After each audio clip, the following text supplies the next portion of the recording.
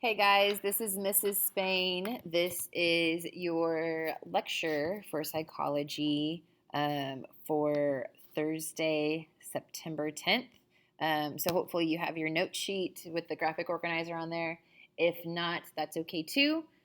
Just try to jot your info down on a piece of paper. So this is our introduction to what is psychology, some basic background, some basic information. It's kind of vocab heavy, but we'll work through it all. We'll kind of practice them a little bit later on. So this is just the introductory part.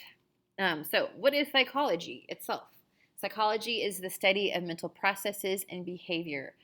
Psychologists look at why people act the way they do, why we make our decisions, what impacts our actions, basically, why are people the way they are? Why do we do what we do? Sort of thing. So that's the basic definition of psychology that we'll refer to. So there's three basic schools of psychology. This is kind of leads to the development of psychology and leads us to where we are today with modern psychology. The structuralism school, that's the most basic school. So structuralism just identifies the basic pieces or basic elements of consciousness.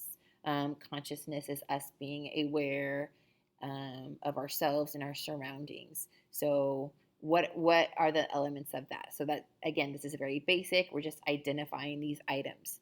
If I were to use this example, say my example is a house. So in structuralism, I would just focus on what are the pieces that go into constructing a house. Functionalism looks at how mental processes influence behavior, basically how those pieces we've identified in structuralism, how those work together and how those impact our behavior. So going back to my house, functionalism would be how I would design a house using those pieces and how that house might operate, how that house might serve a purpose. So in functionalism, we're looking at how those basic elements work together and influence our behavior. Now, the Gestalt school is a little bit more difficult to understand. This looks into how each mind organizes the same pieces of data into information, into meaningful information. So how we can take the same pieces, how we can interpret it in different ways. So going back to my building example, structuralism, I identify the pieces that go into making a house. Functionalism, I identify how I can use those pieces to make a house and how that house works and operates. Gestalt, the example would be how I can use those same pieces I've identified maybe in structuralism or other pieces I found and how I can make a house or a school or an office building or different types of homes. So again, Gestalt looking in how the mind will take the same piece of data and turn it into different pieces of information, how they would interpret that differently. So there's a couple, these are known as Gestalt drawings. So the dark blue circle in the middle, these are the same size, but your mind might organize it differently because of the other data that's taken in. So there's these light blue circles. Since these are larger, this might seem smaller. Since these light blue circles are smaller, this same blue dot, which they're actually the same size, might seem larger. Over here, the second figure in each row is the same. But because this data, because there's different pieces here, you might say that is a B, and down here it's a 13, even though, again, it's the same image. Some also brain teaser images are famous for kind of showing this Gestalt idea. So right here, a brain might look at it two different ways. We have a vase or a cup in the middle right here, or you might see two faces. Down here, we have the duck/rabbit picture. Here's the duck. The duck's facing this direction with its bill this way. Here's the duck's eye, the back of the duck's head. Then the rabbit is looking this direction. Here's the front of the rabbit's ears behind its head, and here's the rabbit's eye again.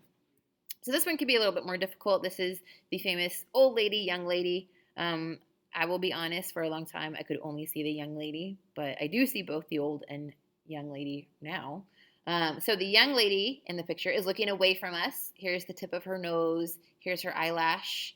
This is her ear. This is her jawline, her chin. She's kind of wearing a choker here and her big fuzzy coat. The old lady is also wearing a big fuzzy coat, but the old lady is looking towards us, looking towards the viewer. Here's the old lady's eye. Here's some wrinkles beneath her eye. She has a very large nose right here.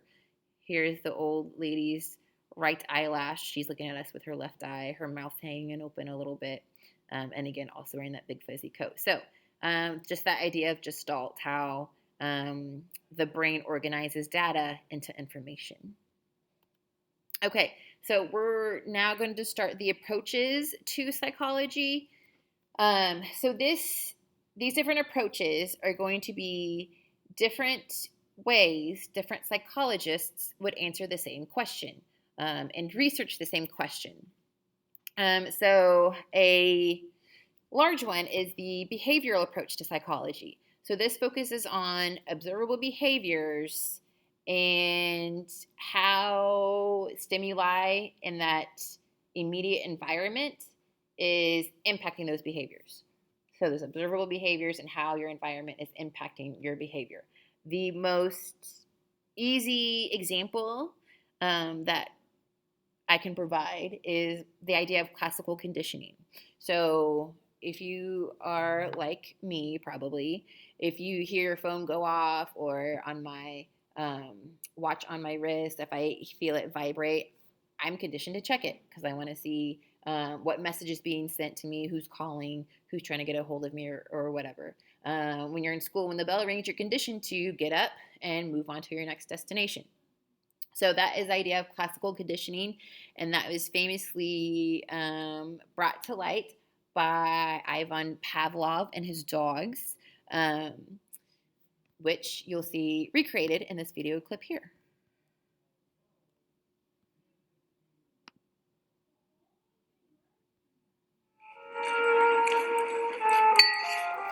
Pavlov's aim was to discover what caused saliva to flow.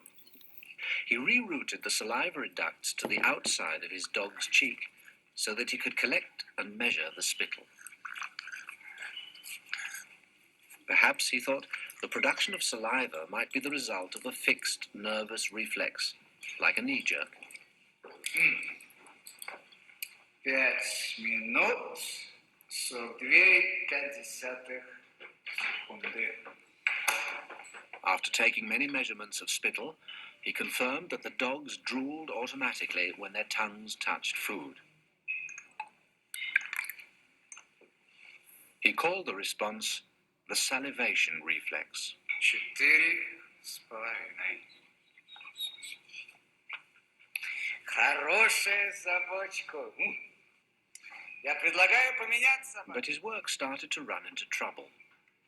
As his dogs became familiar with the experimental routine, they started to fill their cheek tubes before Pavlov had a chance to stimulate their tongues.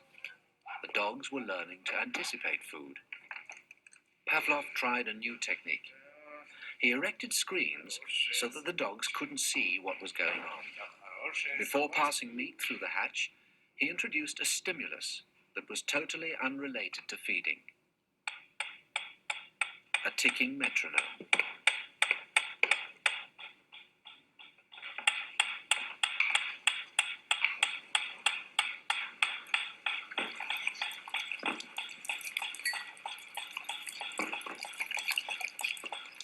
At first, the dog dripped saliva into its cheek tube only when the food appeared.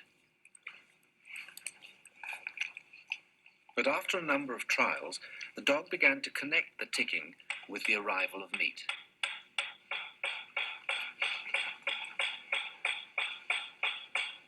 Soon, the sound alone made the dog drool. Eventually, the dog salivated as much to the ticking itself as it did originally to the presentation of food. Полная. Идите сюда. Что He called this new response the conditioned reflex. Собака.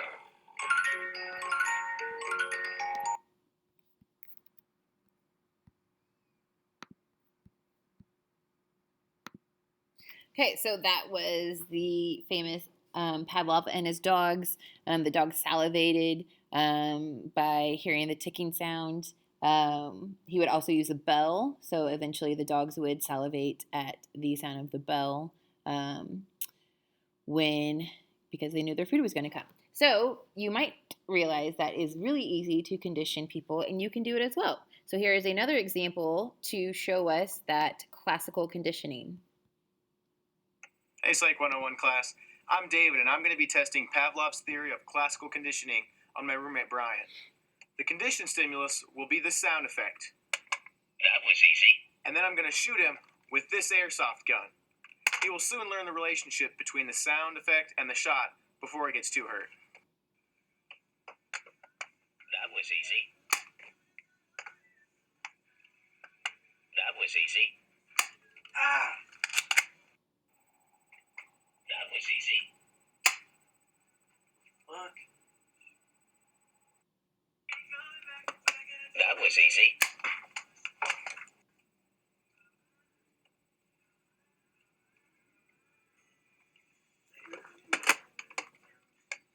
That was easy.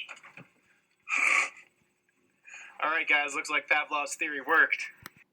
All right, so there we go. We have his roommate, the roommate Brian, flinching at that sound because he kept getting hit with the airsoft gun. So he flinched even without the outside stimuli.